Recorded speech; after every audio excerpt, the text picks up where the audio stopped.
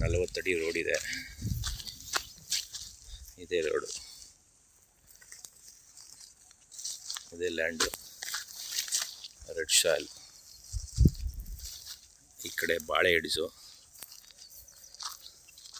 ಈ ಕಡೆ ಈ ಬಾಳೆ ಹಿಡಿಸು ಸ್ಕ್ವೇರ್ ಆಗೈತೆ.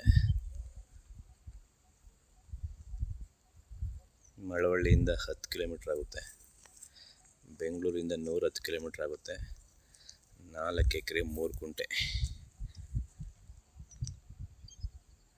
Super land, red soil. Road fine ಆಗಿದೆ.